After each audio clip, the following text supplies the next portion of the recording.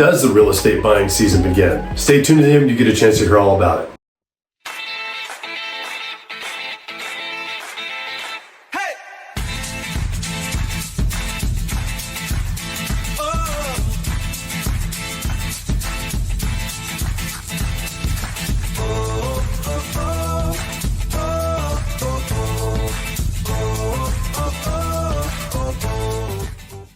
Okay, so today guys, before we get into the meat and potatoes of this video, I just want to reach out and say, hey, if you've got any questions whatsoever, if you're looking at moving here to the Pikes Peak area, or you already live here and you're trying to figure out if it's a good time to sell or not, please reach out to us. We're here to help answer those questions. We want to be your local mountain expert during this entire process and to help you. We love this area. We're very good at what we do, and we've got a team of professional real estate agents that I lead on my team here that we love helping folks. Phone number 719-266-2725. You can call or text at that number. You can also email us at info@jdmrt.net. You could also check us out on the web where we've got tons of information, tons of resources for you as well.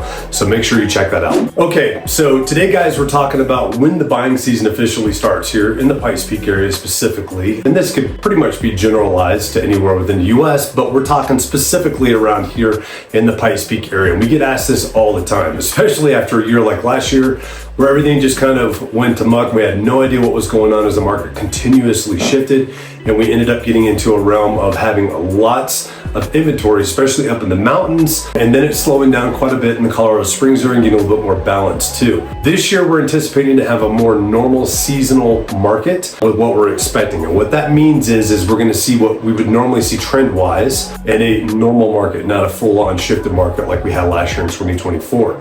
So when you look at the buying season as a whole, obviously the wintertime is one of those times that we don't see a lot of movement within the Pikes Peak area, and there's lots of reasons for that. It's weather-based, it's job-based, it's around the holidays. It's not a good time for folks to move when they've got kids in school. There's a lot of things that kind of affect that. So traditionally, as we get closer to summer, we see the buying season pick up. Now, specifically within our area, well, what we normally see is we see as we get through the holiday season, which we just recently have, and we're sitting in January right now, we will normally see homes start to slowly pick up pace with listings coming on the market coming towards the end of January. We're going to be seeing that very soon. We've actually already seen a little bit of that starting to happen already as we're coming into it as well. We continue to see that as we get into about the March timeframe. March is when we start seeing buyers start to get really active as well. And we see the most activity in a normal market happening between that March to May timeframe, where we see most of the homes starting to close between that April to June timeframe as well. So that is the strongest market that we typically see within the real estate market out here on a seasonal basis for a typical year. It is not uncommon to see the market completely slow down right around Father's Day in June and then not pick up again until about the second or third week in July. So we end up with a little bit of a summer doldrum. That happens a lot because folks with families out there, they might be a little bit fatigued on looking for a home, and they want to be able to enjoy their family vacation before the kids go back to school. So we see a lot of folks go on vacation during that time. Then it picks right back up for our second strongest season right after that, which goes from that mid-July time frame up until about mid-October is when that kind of phases out as well. And then we move right back into the holidays, which we just came out of, where things kind of slow down a little bit as we go through the holidays, and then we start the process all over again. So I hope that gives you an idea of when the actual optimal buying season is typically here within this area. And there's lots of ways you can strategize around that if you're not looking to be typical. Just know that that's what we're going to probably see this year in 2025. That's what we're expecting.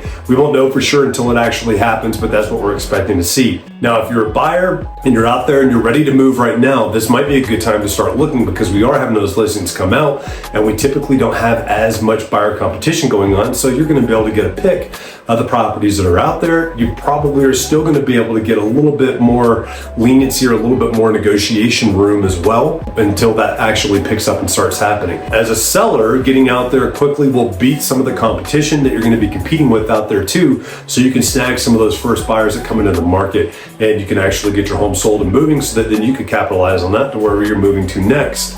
So those are some of the strategies that we're looking at typically right now at this point in time. Remember, if you've got any questions, I'm James Dean with the team leader of the James Dean Mountain Homes team. I am here to help. Please do not hesitate to reach out, give us a call at 719-266-2725. You can also text us at that phone number, or you can email us at info@jdmret.net.